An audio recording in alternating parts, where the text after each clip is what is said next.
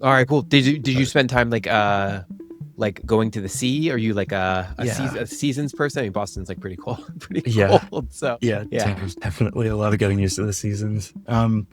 My town was definitely like a beach town. Okay. So like yeah, there were a lot of going to the beach. I was not comfortable swimming, and I was very like socially anxious as a kid. So I was Okay. like, it wasn't very.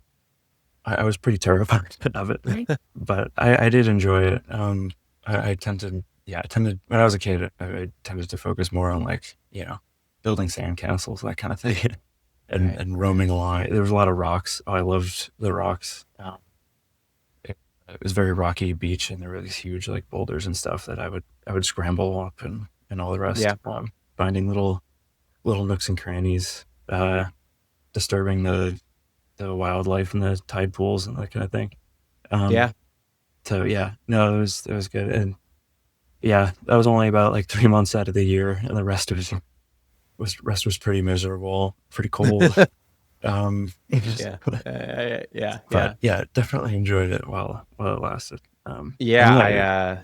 yeah, I live here in Los Angeles, and despite its reputation for sunny beaches, the water on the Pacific is extremely cold. It's just like it just so even during the summer, it just stays like pretty chilly. So oh man, I don't spend as much time like in the water. Although my daughter loves it. She loves being kids are like immune to yeah, cold pretty much. So yeah. yeah, yeah. Did you have like a go-to sandcastle like formation? Like like Um, when making sandcastles, like okay, I want to start here. This is my template. it was mostly it was pretty bare bones, but the main feature was always like a big wall that was Hmm. built to protect it from the waves. And then, yeah, I would watch it like all fall apart and crumble um, as I tried to like defend it from the water. I liked Yeah, like digging huge moats and stuff, and like I guess, yeah, I guess engineering the like protection, a little sand village or whatever. Nothing too yeah, grand. It was just uh yeah. yeah, I yeah. like Sandcastles, they're like funny things because like if they're too far away from the ocean, you kind of lose that sense of like danger. But if it's too close, you're just like constantly like digging them out. Is like you want to find that right balance, like close enough so you can like put your walls to some kind of test, but not so close yeah. that they're invariably going to fall into the sea, which they always do, but not Yeah. until you leave at least. So No, yeah, that's yeah. It was part of the fun is dealing with the the um the threats of nature, right, trying to yeah, build against that. yeah. Yeah, 100%. Well, let's talk games. I came across your game on Instagram. I think that was how I came across it. The Oh yeah. magical discovery of let me see if I can find it. Do you want to tell me a little bit about like what you're working on? This is part of a series that I do called Currently Making. So I love looking at games kind of like in process, and obviously it takes a lot of work to get to a stage where you're going to have something that you feel comfortable like showcasing on Instagram. But Mhm. I saw you listed yourself as a digital artist and a painter, so I was curious about that Yeah. as like Yeah. part of your background before like making your way to games. Yeah. Not so much a painter anymore. A couple years ago I was doing it more frequently. But just yeah, this current setup in the apartment and stuff, I have really bad ventilation in my room, Okay. and so dealing with paints and things, even acrylics, is like it kind of like stuffs up the space, and I need to take frequent breaks. So it hasn't really been something I've been keeping up with, I guess. Um, so I've leaned a lot more into the digital art side of things.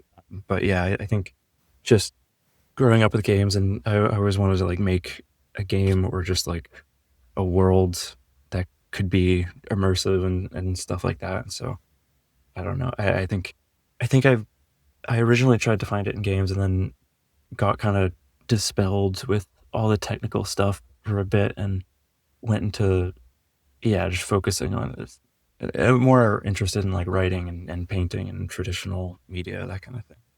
Yeah. Yeah. Yeah. I've tried to keep that up, but Yeah. Yeah. Yeah, I that's one of the things that definitely has interested me about like the current crop of game makers. I've been looking at independent small games for over 15 years at this point. So I mean, it's been interesting to see the complexion of who's making games has really changed. It's what used to be like purely like a programmer led kind of like pursuit. The games were often reflective of that, like people who are, basically programmers, and the aesthetic side of it was, it was sometimes it was okay, but Yeah, that you didn't have as many people with maybe of a quote unquote traditional like arts background, like moving like into games. Were there experiments for you like before this? Like, how did you decide? I feel like I'm always interested in this yeah, idea that like, you could have stuck with, because there are some artists who just use digital canvas as a way to showcase like static or even like video imagery. mm, But to make that jump into making something that's interactive, that's like a big, obviously a really big step. Why did you decide to this, like, why did you decide to like, hey, this is something that needs to live like in an interactive context as a game, as opposed to mhm. something that could live purely as like a visual gesture or something like that? Yeah. I think for this particular project, it was kind of an accident. It was a game first, and then I just kind of I liked limiting the like color palettes and stuff. Um, like in painting class, that was always an interesting like challenge. Um, and so like I think trying to find a context to put this game idea in was sort of like it just ended up being this like really limited color palette. Um, Right, right, right. so yeah, just kind Yeah, of were there like painters for you that like that like a more desaturated kind of like look really spoke to you as a like as an artist? yeah. I think I mean I've always loved like the impressionist stuff. Um, like yeah. I'm blanking on names right That's now. okay. But like yeah, like the Monet kind of uh group of painters. I feel like always getting like I don't know. It's always fascinating to sort of see like yeah the color choices and how expressive like those colors can be. Yeah, and so I think another artist at the time when I started this project I was really interested in was Beksinski, who did a lot of those like metal, like heavy metal album cover. That, um, yeah, a lot of like heavy metal bands. So that's sort of aesthetic. Um, but it was more like dream like and stuff. And I think there was some sort of combination of that dreaminess and that colorfulness from those painters that I just really that really stuck with me. And like I don't know, it was very like immediate response when I was seeing those works. So yeah. Yeah, yeah, yeah. I mean, it's interesting. The game has this like stitched quality to it. Like it feels Mm, like it's textural in that way. mm, And which I thought was really interesting. Like seeing how, because there's kind of like a sometimes like a chunky quality that you see sometimes with like more pixel art kind of driven stuff. And this one, I don't know. It just felt more like something that you could have like sewn into yeah. being, so that look kind of, and there's something about like sewing also, you can only work with one color at a time, right? And Oh, yeah. so and then you're kind of like building these palettes based on subsequent additions of color. So yeah, I thought it was like a really interesting like look and feel for what you're trying to do. All right, that's cool. I've never heard this like never thought about it in the sewing context. That's interesting metaphor. I like that. Yeah. I Well, tell me where you are so far. Like, it's very much like in process. So it does, you're yeah. not making any public commitments or anything like that. I know like Yeah. playtesting is a long process or whatever, but tell me a little Mhm. bit about like where you are in the process, and yeah, what you're excited about in this development so far. I am hurtling towards the playtesting for the process, which I feel a little bit nervous about, just because it doesn't feel. I don't feel too confident about how it plays right now.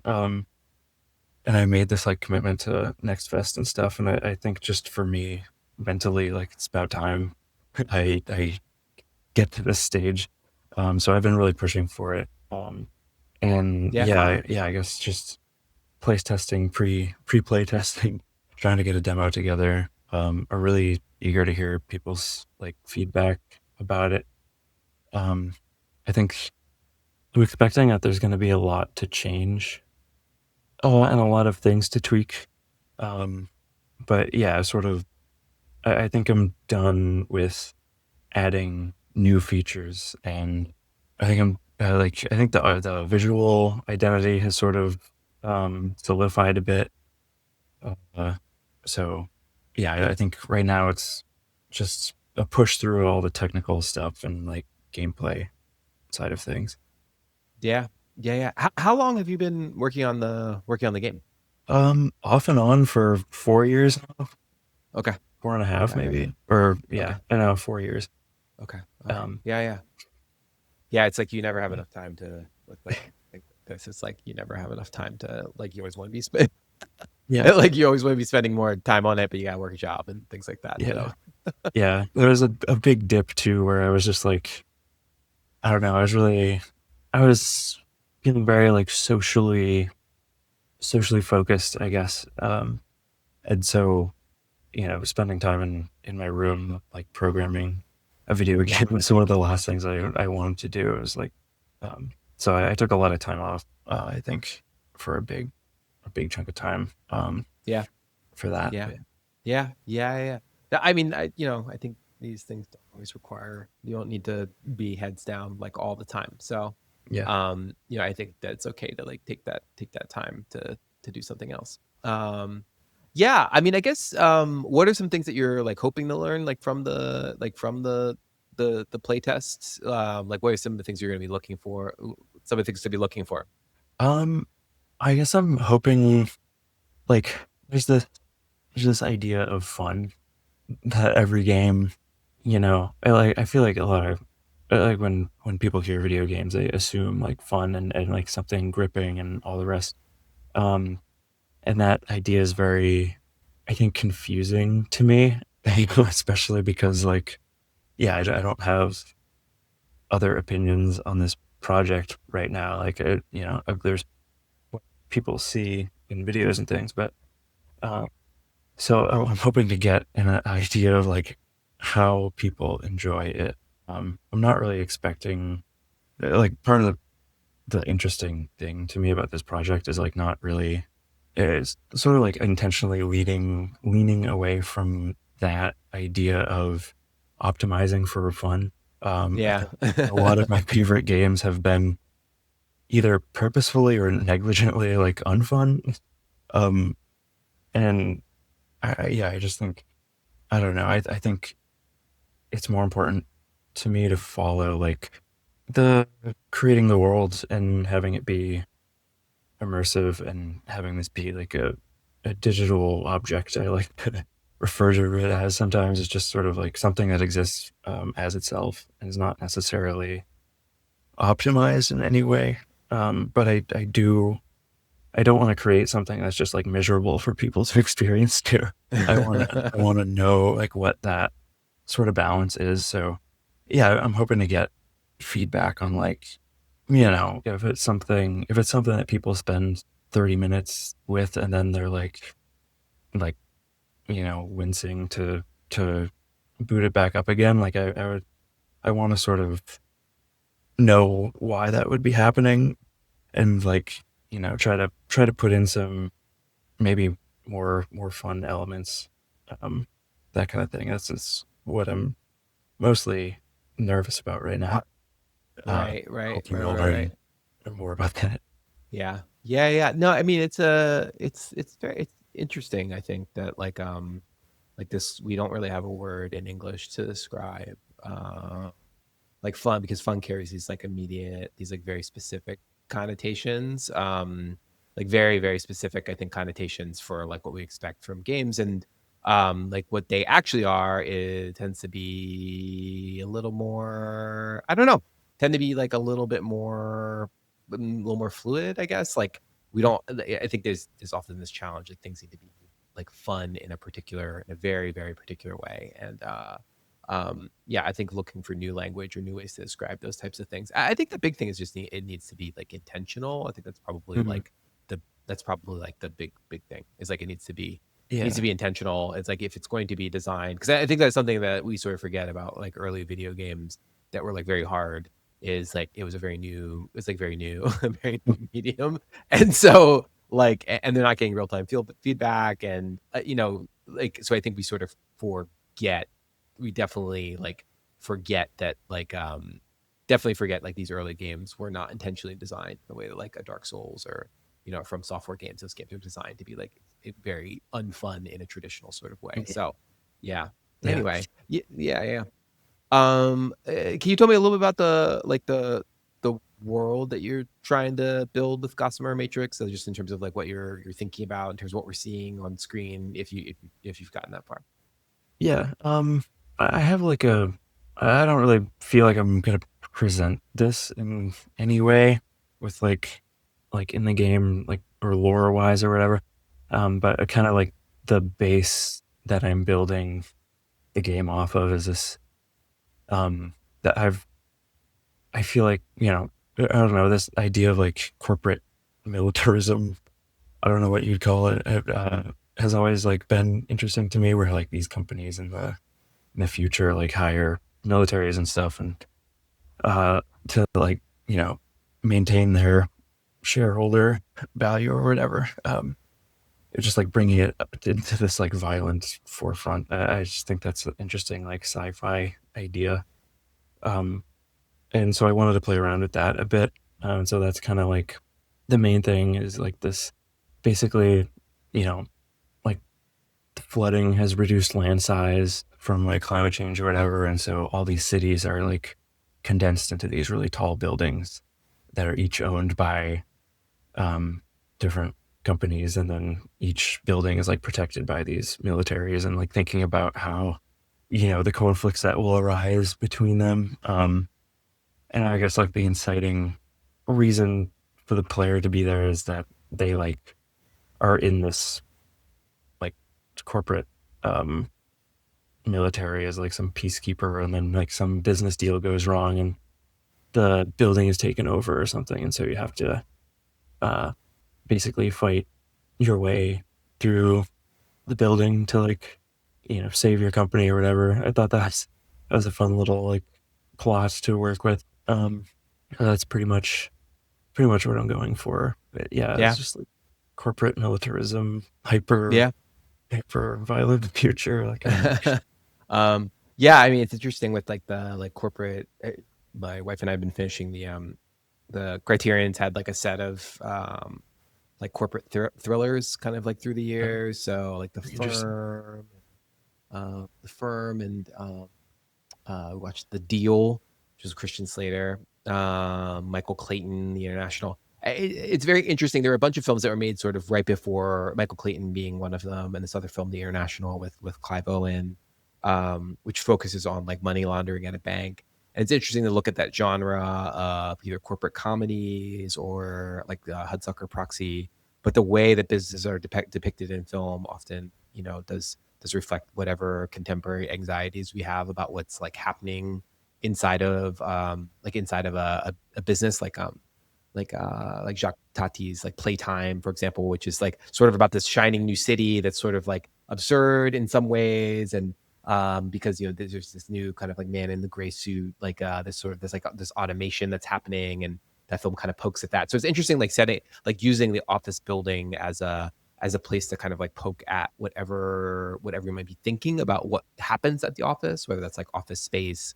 kind of reflecting like a very like anti-establishment, like Gen X ethos in the 90s.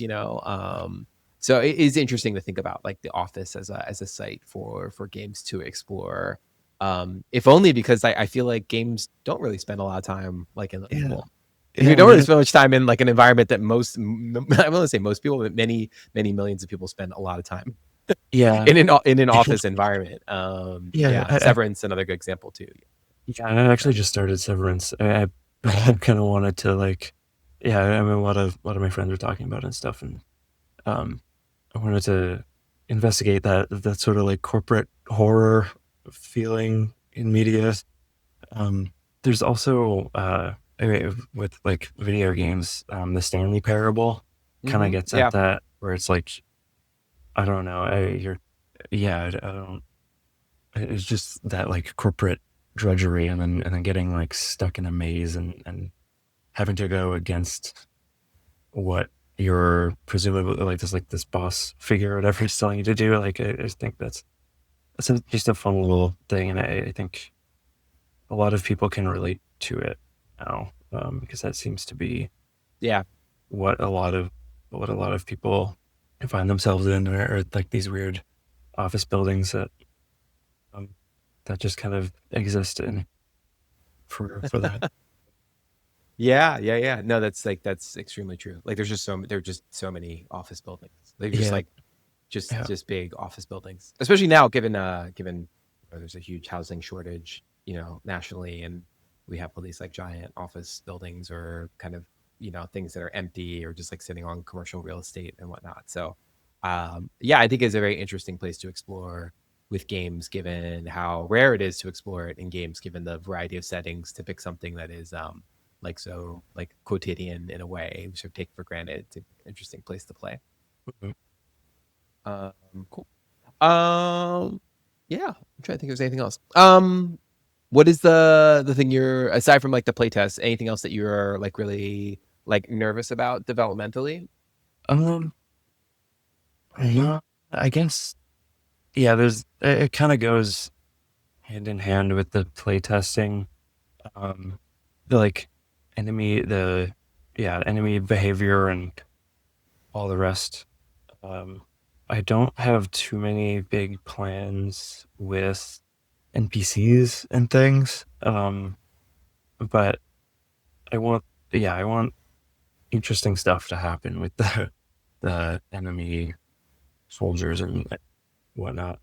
Yeah. Like, Um, yeah, I want them to sort of like do things that would be like unexpected and like be surprising. But I also want to have this like rail shooter kind of thing going, that I want to lean into a bit more too.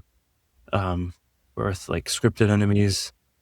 Um, and yeah, I haven't really gotten too much into that. I have a very like rudimentary, like decision tree for them that, I don't know. It like serves purpose of like testing and stuff, but I don't think it's very interesting to play, and it's very buggy and sort of, um, like, yeah, just like, I don't know. It's I feel like it's easy to it shows its hold a lot.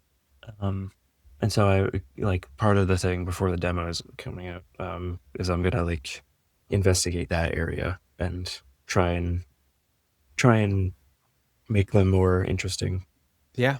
to me, interesting to play. So that's another big anxiety. Yeah. Um, I yeah, well, Uh oh, the color pink. I mean, there's like a strong, really strong attachment to the color pink. I was curious about where that came from for you, and what do you find about well, like using pink in a game's context, particularly for a game about like corporate violence, corporate violence. I think it was. I mean, it was the original, like, I guess, color that I used to represent like the player characters, um, eyes or whatever, and like this, like, I don't know, it was kind of like a flesh tone thing, well, but also being like very saturated and stuff. And I feel like, you know, pink has a very soft, um connotation to it, I think.